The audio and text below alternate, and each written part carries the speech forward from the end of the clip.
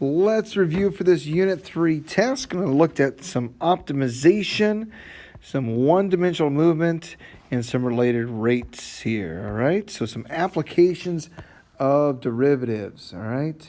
So let's start off with some optimization. We're looking for a primary equation and a secondary equation. So here we go. Let's check this out. We got a farmer wants to fence in a rectangular pen. That's kind of important there. So it's against the building. We've got 100 feet of fencing. That sounds like perimeter.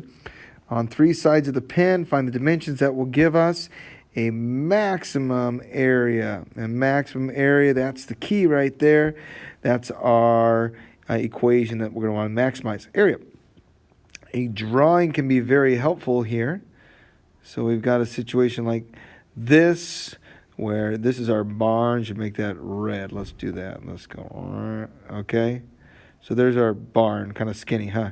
All right, and then we've got a length and a width. Maybe we'll call this L and W. All right, and we know that the area is length times width. And that's what we're going to want to optimize there. Okay, we have another thing we know. We've got 100 feet of fencing, so we've got 2 W's, and 1 L has to be 100. So we can solve that for L, and so we know L is 100 minus 2W. And now we can do a little substitution, and that gives us A is 100 minus 2W times W. So we just substituted all of this, and for L we got this, and that's nice. Now we're looking at a quadratic. Okay, so solving this quadratic, we've got well, let's see, we've got 100W equals 2W squared. All right, cool. Well, now we've got A, and we can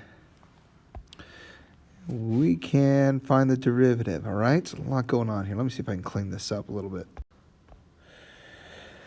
Well, we have A equals 100W minus 2W squared. So A prime equals 100 minus 4W. And if we set this equal to 0, we can see that W is 25. And plugging this back into our formula here for L, we see that L is 100 minus 2 times 25, which is 50. And these are feet. Okay? So there's our solution there. Found our maximum, all right? Okay, finding the closest distance to a point. We're going to use the distance formula here. And so we've got 2 points on a graph, and we've got some parabola here. What is the equation? X plus 2 squared. So that's something over here. And we've got a point at 3, 5 somewhere over here. And we've got a point XY. And we want to figure out what the shortest distance is. What XY, I should say, has the shortest distance from 3, 5. Okay? So we know this. We know the distance formula. Distance is the square root of x minus 3 or 3 minus x, doesn't matter, plus y minus 5 squared. Just comes from the Pythagorean theorem, right? We want to minimize this distance. So we're going to need a derivative here, okay? In order to use a derivative, we're going to have to first have an equation with only one variable, so we can substitute for that y. And we're told in the problem that y is, let's double check, x plus 2 squared. So we're going to take this x plus 2 squared, put that in place of y, and it looks like this. Okay? That's all under the square root. So now we need to find the derivative of this, so we're going to use our graphing calculator, our TI Inspire, to do that. So I'm going to go over to TI Inspire and do that real quickly here. So I went and found the derivative, and I got a couple screenshots for you here. All right, so kind of walk through the process here a bit. So on our TI Inspire, on our CAS calculator, we want to find this derivative. So we're going to take the derivative of this radical. We get this big old ugly thing over here. And that's our derivative. We want to find out when that's 0. All right, so let's say we want to know when d prime is equal to 0. And that is when, when was it? Let's find out. We got these 3 numbers here. We had x is negative 3.753 or negative 2.60 or 0.358. So those are the minimums or the maximums there. All right. They're the critical numbers. And so we don't know which one's which. So x equals negative 3.753 or negative 2.605. Watch the rounding there. And 0.358. So 3 places where it equals 0. All right. And so then we're going to find out, well, which one's a minimum? So when is this function a minimum? Okay, so when is the original function a minimum? So to do that, we could go plug each of those in, and that takes a little bit of work, as we've seen. Or we can plug this into the graph. So go to graph, and we find on the graph, well, there's 3 extrema. There's a minimum here, there's a max, and there's a min. Well, those numbers correspond to, this guy right here would be negative 3.753. This one right here should be at negative 2.6505. And this guy right here is at 0.358. And on the graph, if you put a point, if you go to point on or find the minimum, it might only tell you 2.7. We need more accurate than that. Need to be more accurate than that. So we're going to plug that into our calculator. So if we go plug that back in, you can just type this, just take 0.358 and plug it into here. But a little more accurate would be to copy this number. And even if you can go copy and paste, that's more accurate than even just typing. Because when you copy and paste, there's actually more digits, even though it only prints 6. And if you use this as the store function, on the iPad version of TI Inspire, you have to hold the var button to get that. And then, all right, so that puts that in memory. And then if you copy this and paste it in there, this evaluates the function when x is 0.358011. And so we could have just typed 0.358011 in there, but this is an option. Okay, use one that makes sense. We get 2.7001 when we round, 2.7001. All right, so the minimum is at, let's tuck this away. So we find out that there is a minimum at x equals 0.358. And when that is, x is 0.358, the distance is, what did we say again there? We said 2.7001. All right, 2.7001. And I think that's what the original one asked for. The original question, that is. Okay? All right. So the directions said find the point that is the closest. So I guess I actually didn't ask for the distance. It asked for the point. So we got to go find the y value there, huh? So when you go plug in this x value into our function, y equals x plus 2 squared. So go plug it in there. In other words, we have 2.358 squared. We get a y value of 5.7. Make that 5.560. So that's the point. Okay, so that's the coordinates of the point. All right, we found it. Got it. Those are the coordinates of the point that are closest. Okay, the distance happens to be 2.7001, but we weren't asked that. All right, cruising along here, all right? So those are the steps on the calculator. I won't go through those in the next ones here quite as detailed. So a rectangular prism now has a base that has a length that is twice the width, all right? So if the surface area of the box is 200 inches, that's going to be important. Find the dimensions that would maximize the volume.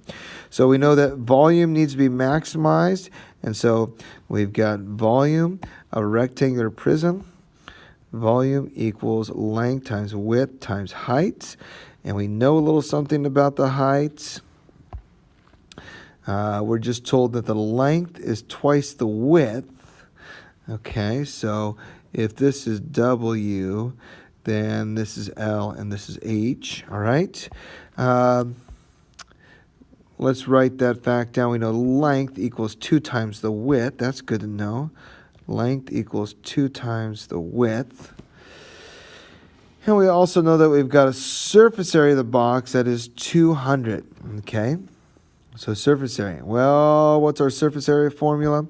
We've got surface area equals 2LW plus 2 times the width times the height plus 2 times the length times the height. All the combinations of L, W, and H there, by the way. LW or WH or LH, 3 ways to write that. We were just told a few minutes ago, or we just found out, that the length is twice the width. So let's do a little substitution. Let's shrink this down a little bit. So surface area, instead of L, we're going to put 2W. So we have L is 2W times W. Okay, so everywhere there's an L, we're going to substitute plus 2WH. All right? So now we have an equation. Oh, we know the surface area, right? So let's go ahead and substitute the surface area. We were told that the surface area is 200 square inches. All right? So we got 200 square inches. And now we got a big old ugly equation with some W's and some H's. All right? So let's clean it up. This is 4W squared plus 2WH plus 4WH. Oh, we can go that even further there. So that's 6WH, right? Okay. So 6WH. All right.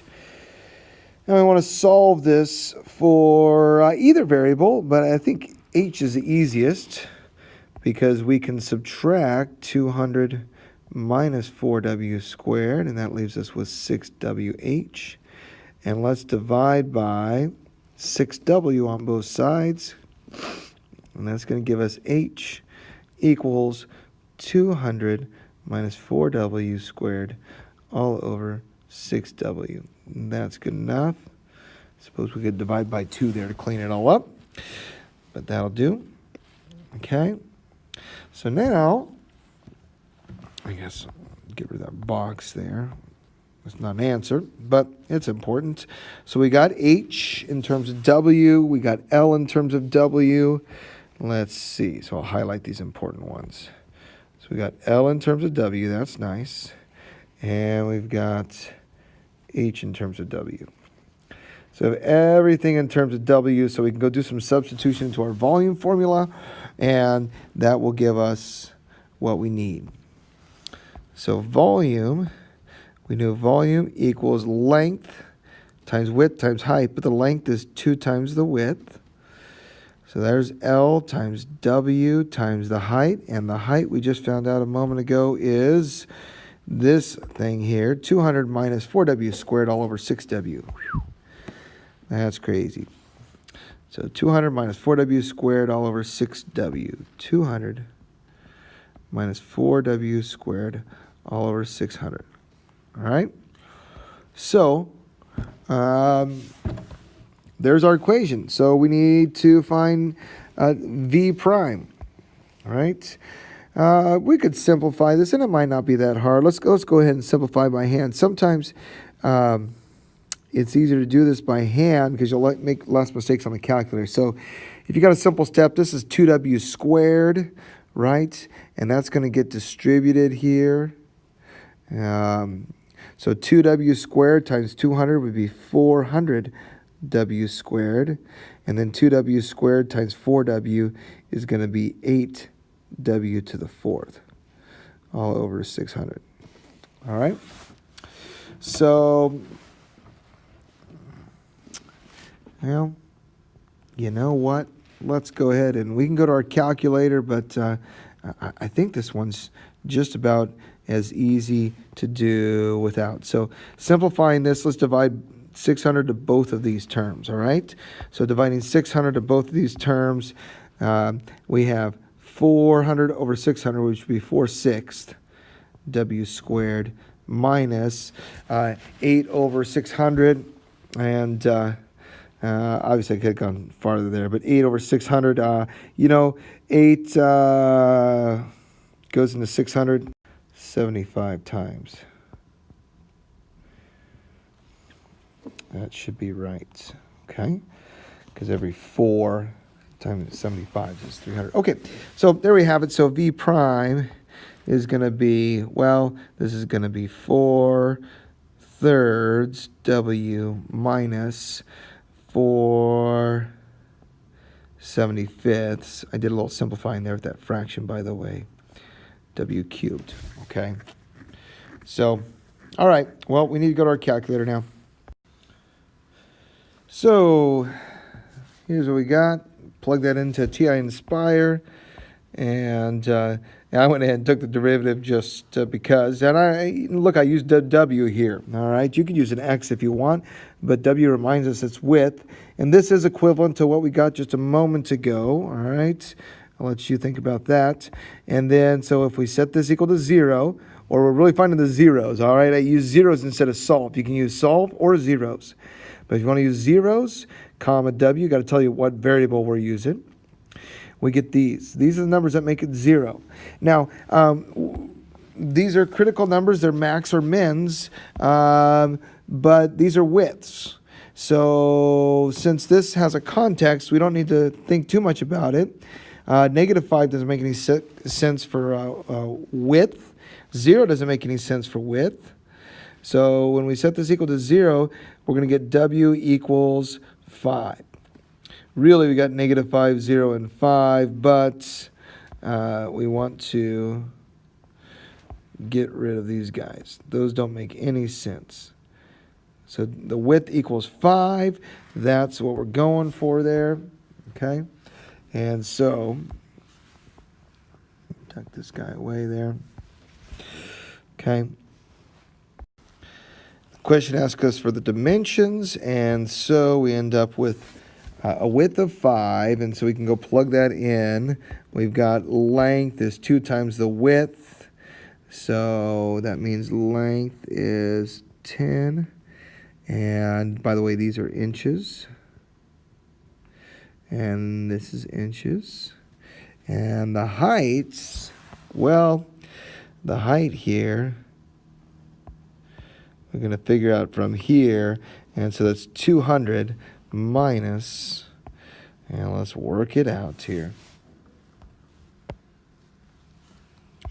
We'll have 200 minus 4 times 5 squared all over 6 times 5. All right, and so this is 200 minus 25 times 4, that's 100. So this is 100 on top, 100 all over 30. So 130ths, also known as 10/3, okay? So this is 130ths or 10/3 if you simplify that out. Okay. So that's what we want there. So our 10/3 is our height. 10/3 inch, or 3.333. In the end, our dimensions are, we have 5 inches by 10 inches by 10/3 inches. There you have it. Okay. A lot to these problems, huh? So there's some optimization. All right. All right, let's work on some one-dimensional movement here.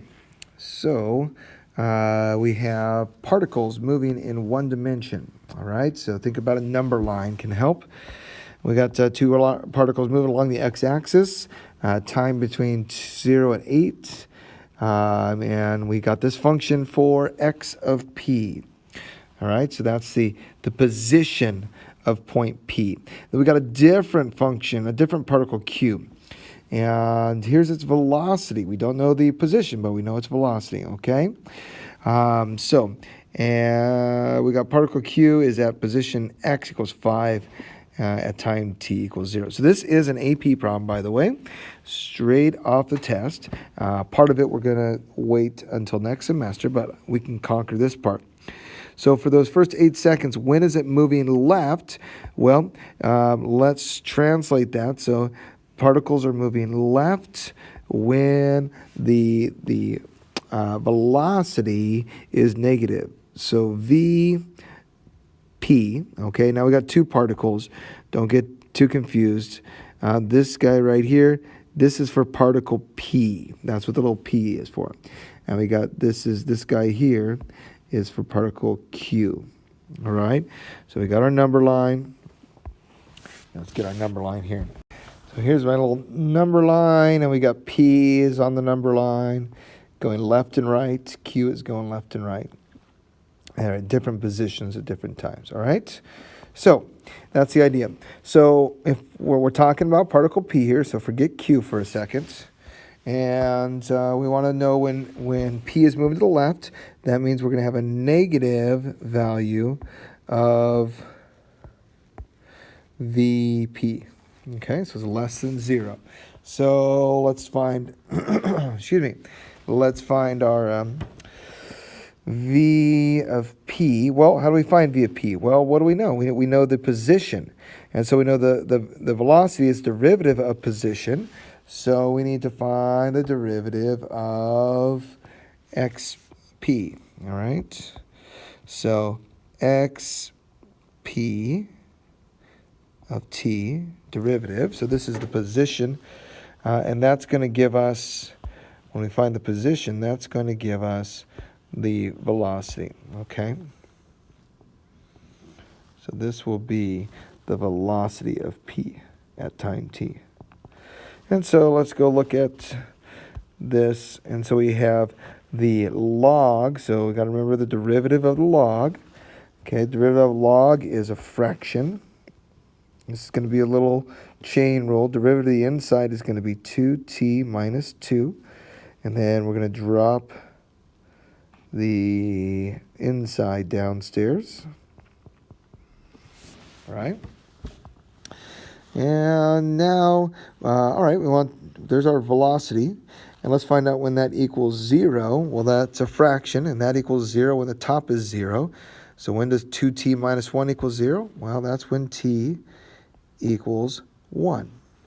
So if this is VP, all right, we know that at time equals 1, okay, that it is 0, right? So we're just doing like we did in the last section with the curve sketching. We're going to find out when velocity is positive and negative. So we got to plug this in. Okay, I'm going to get this down. Whoops. When t equals 1, that's our critical value. Okay, critical value is t equals 1.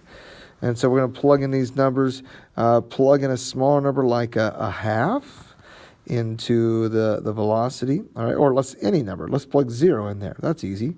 Plug in 0. We get 2 times 0. That goes away. All these t's go away. We have negative 2 over 10. So that's going to be negative. Plug in something like positive 2. On top, when you plug in positive 2, you get a positive.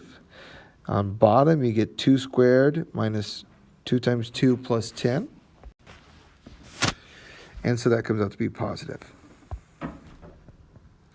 So the question is, when is it moving left? Well, when velocity is negative, we're moving left. When velocity is positive, we're moving right, okay? So this all starts at time 0. We don't have any time that's less than 0. So it's moving left for the first 1 second. So when t is less than 1 and greater than 0. All right? Or you can say this is moving left on the interval 0, 1. Okay? Either way is fine. This inequality actually reminds us that it's t we're talking about here. All right? So that's the idea. All right, so we know when that's moving left. Let's keep rolling, all right?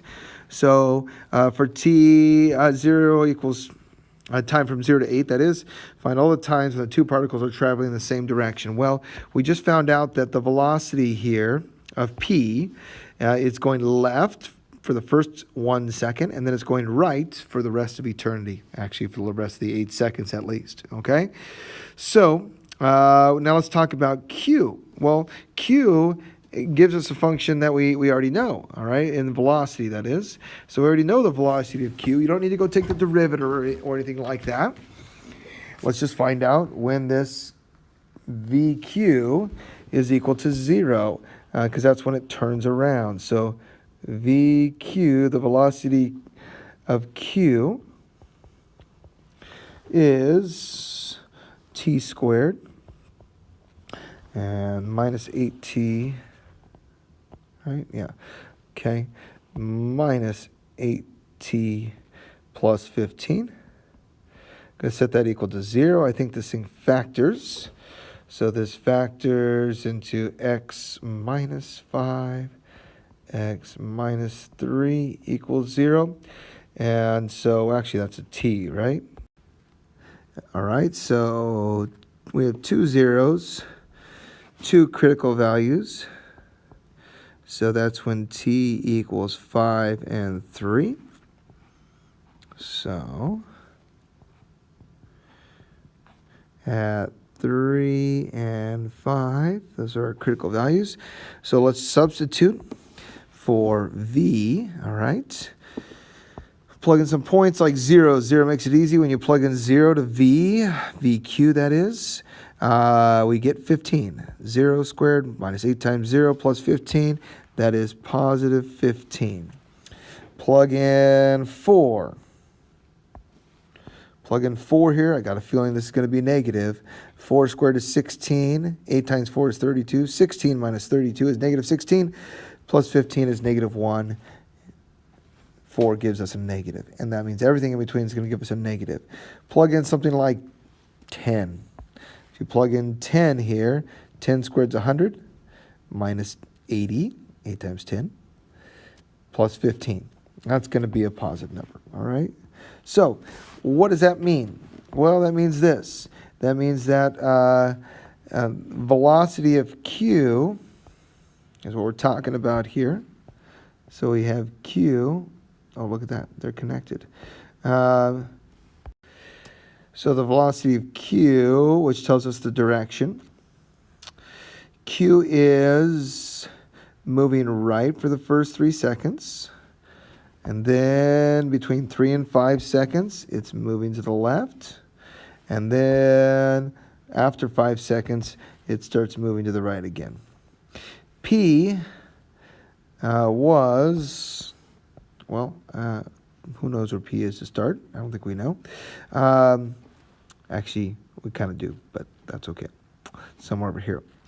So P was going left for the first 1 second, then right after 1 second. So P was going left for a second, and then at the 1 second mark, it turns right, and it's always going right for the rest of this event. Okay? So, well, where are they moving? Well, after 1 second, this guy's moving right. And then, so from 1 second to 3 seconds, they'll both be moving right. So, let's see. I think that's going to be part of our solution from 1 second to 3 seconds. But then also, this guy continues moving positive, moving right. This guy after 5 seconds to 8 seconds, because this all ends at 8 seconds, they'll both be going right. Maybe put a union in between there if you want, not totally necessary. All right, so those are the intervals. So it's moving right on these times. Okay, last but not least, the acceleration of particle q at time t. Okay, so find the acceleration. Well, we know that acceleration is the derivative of velocity. Okay, so let's go find the derivative of the velocity here. So, the velocity of q, we want to find the derivative of that, okay? And because the acceleration of q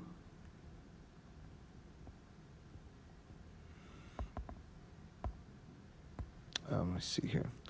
So we're taking the derivative of this function right here, and that gives us 2t minus 8. And the question said, what is the acceleration at time t? So we would need the acceleration of q at time 2, that is. And so 2 times 2 minus 8, that's 4 minus 8 equals negative 4. All right, and so that means it's accelerating to the left, all right? And this so we could say it this way. It's accelerating left. Now, if we want to look for the velocity, if we look at the velocity of q at 2 seconds, and we plug that in there, and to our velocity function, that is this guy right here, the velocity of q, that would be 2 squared minus 8 times 2 plus 15. That's 4 minus 16 plus 15, and that is 3. So at 2 seconds, this means we're moving right. And so it's moving right, but it's being slowed down. Okay, it's being pulled to the left. So it's being accelerated to the left, even though it's moving right. And so the question is that speed increasing, decreasing, or neither at time t equals 2? Well, because acceleration is negative and velocity is positive, those are opposites, and so the answer is it is slowing down. Okay? So the point is slowing down at time t equals 2. So we are slowing down because v of 2 is greater than 0 and a of 2 is less than 0. So they're fighting against each other, so we're slowing down. That's the answer to the second part of the question there. All right, so there we have a good summary on one-dimensional movement. The key here to remember for one-dimensional movement is to remember that the acceleration of time is the derivative of the velocity, and velocity is the derivative of position. So whatever, usually we use S for position. Okay. So that's the key. That's the key connection there. All right. So we're going to we got to move on to some related rates here. Okay. But I'm going to break this video up and save this here, and then we'll get some related rates in the next video. All right, we've got another particle problem here. So we've got the particle moving along the x-axis again, one-dimensional movement. Velocity of the particle, time t is given to us, so there's the velocity.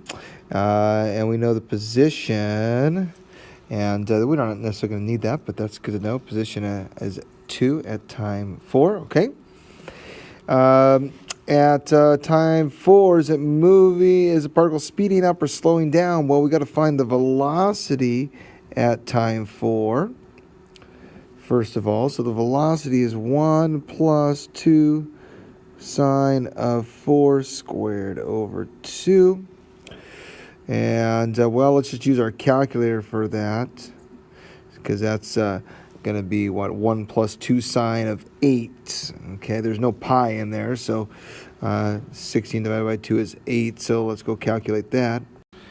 And that comes out to be 2.97872. By the way, that's in radians there. It should be your setting, okay? So that's positive, but we need to find the acceleration, okay? So the velocity is moving right because it's positive. But where's the acceleration here? Well, we got to find the acceleration function, which is the derivative of the velocity. So if we take the derivative of this, the 1 goes away.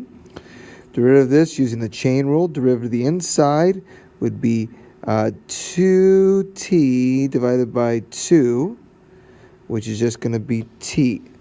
All right, so we have, first of all, we have this 2. Be careful. Okay, the derivative of the inside is, well, let's go ahead and just write it out. 2t over 2. And then derivative of sine is cosine. So cosine of t squared all over 2. And that front business is going to simplify to 2, right? 2t cosine of t squared all over 2. So we now want to find a of 4. So the acceleration at 4. So a of 4, just substitute there. 2 times 4 times the cosine of 4 squared, which is 16 divided by 2, which is 8. All right, and so that's just 8 times the cosine of 8. And we plug that in, we get negative 1.164. Okay, so this is pulling to the left. So the acceleration is in the left direction. The velocity was going in the right direction, as in to your right. So what's happening to this object? Well, this object is moving. Its velocity is moving this way, but its acceleration is pulling this way. And so the acceleration is actually slowing it down because they're fighting against each other. So the answer is slowing down. The speed is decreasing. Okay? All right. Then find all the times t between 0 and 3. When the particle changes direction, justify your answer. Okay, so when does it change direction? Well, when it changes direction, the velocity is equal to 0. So 1 plus 2 sine of t squared over 2 equals 0. All right. Well, this sounds like probably. Well, let's plug it in. Let's find out. We might need our calculator. So subtract 1. 2 sine t squared over 2 equals negative 1 divided by 2. Oh yeah, we got it. Negative 1 over 2. And when is the sine equal to negative 1/2? Think about your unit circle. Sine is the y coordinate. Okay. And so sine is the y. And so y is, where do we got? Negative a half over here and over here. Okay? So that is t equals 7 pi over 6, or t squared over 2 actually is. Or this other one is t squared over 2 is 11 pi over 6. And so what does that mean for us? Well, if we solve these, if we double and we square root, then we end up with t equals, when you double both sides, you get 7 pi over 3, and we're going to square root that, which is approximately 2.7. We don't care about the negative version there, by the way. Same thing here. If we multiply by 2 and then square root, we get the square root of 11 pi over 3, and I think that's going to be bigger, and that is about 3.39. And so the question is on the time intervals between 0 to 3, so we cross that one out, and let me get more specific. This is 7:07. Okay, so there's our time right there. Okay, so that's when the velocity is 0, and so that's when it stops and turns around. Okay, at t equals 2.707 seconds, velocity is 0, meaning it stopped. All right, so that's the key there. Okay, next one here. Okay, so a little picture version. So same kind of questions. Okay, and I think we actually looked at this on our homework, maybe. I don't know, but we got a squirrel starting at the building. Okay, and he's moving away from the building. So this is a graph of the velocity. Okay, the question is, at what time does a squirrel change direction? Well, that's when the velocity is 0. So that's at t equals 9. And t equals 15, okay? Because that's when the velocity is 0, and we're changing directions, okay? So the velocity actually changes. So velocity is positive here. If we do a number line, velocity is positive, negative, and positive. Okay, and so he's changing direction. Okay, next question: at what time interval will the squirrel be farthest from the building? Well, we haven't talked about integrals much, but the key is this: is this is all positive velocity, so he's moving to the right.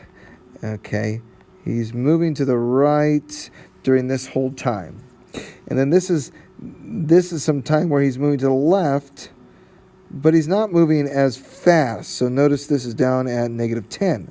This is up to 20. So he was moving at a pretty high velocity and moving right, okay?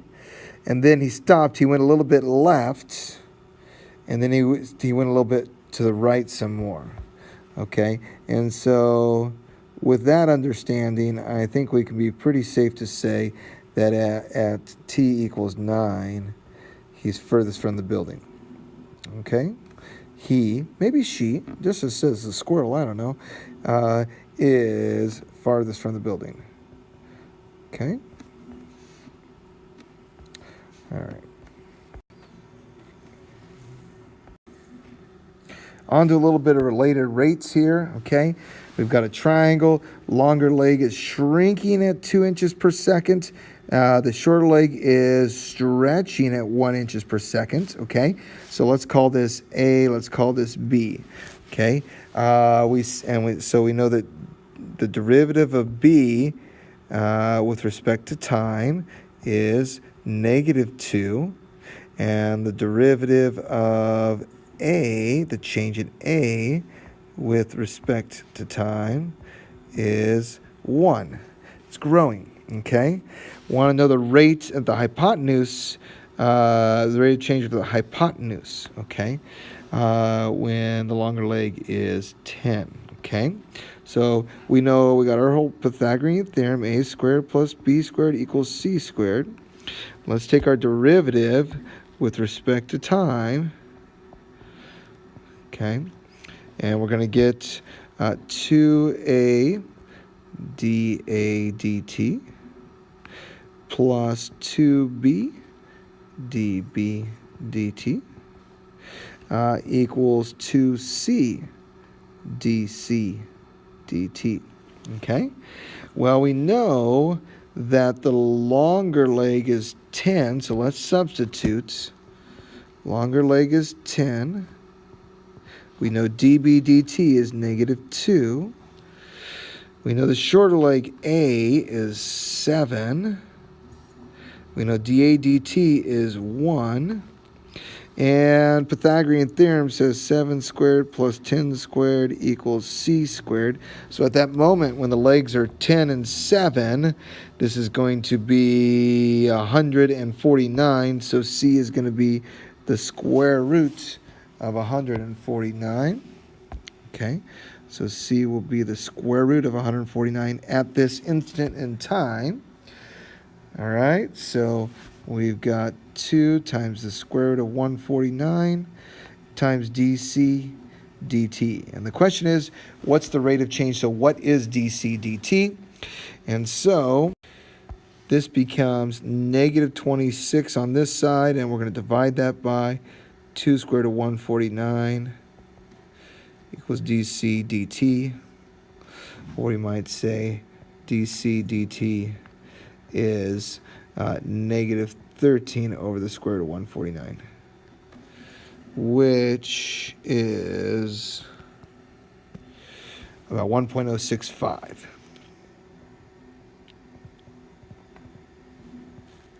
Negative. Okay? There you have it. There's decimal. All right? All right, we got the radius of a sphere. We got volume equals 4/3 pi r cubed. Okay, and so dV dt is going to give us 4 pi r squared dr dt. And so we know that the radius is increasing at a rate of 3 inches per minute. That means dr dt is 3. And our radius at this moment in time is 6. So let's substitute. And we've got dV dt is 4 pi times 6 squared times 3, which is 432 pi. And that is, this would be cubic inches. Volume per, what's the time? Second. Okay. All right, last one here. We've got a man, 6 feet tall. He's walking at 3 feet per second away from a light. So we've got a situation like this. Here he is. Okay, got to work on my stick figure drawing here. Okay, so we've got a light shining down here. Okay, and we know that we got 2 triangles. Okay, we've got this right triangle here and the big one, and they are similar. Let's call his shadow X, and let's call this distance here Y. We know that, let's see, the light is 18 feet above the ground, and the change, he's moving away, okay? You know what, this might be even easier to call this X here, okay? So if we call this X, he's moving away at 3 feet per second. So dx dt is 3. And so this guy right here is going to be y minus x, and he's 6 feet tall. Okay, so we know that these 2 triangles are proportional. So 6 is to y minus x as 18 is to y. That's something like that. There we go. There's our equation. And let's clean it up a little bit before we take the derivative.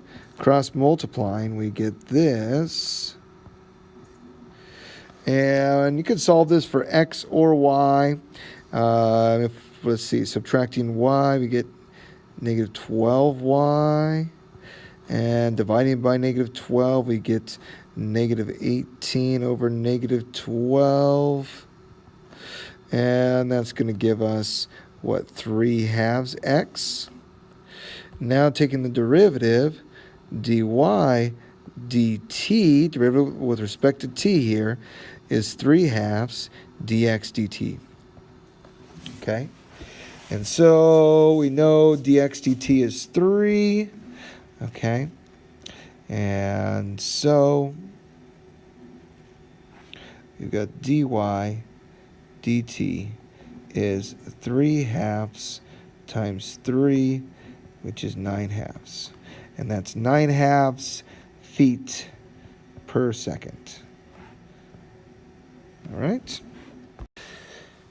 So there's your rate of change. Remember, the key is to find an equation, take the derivative with respect to time, do your chain rule, and substitute and solve. All right. Good luck.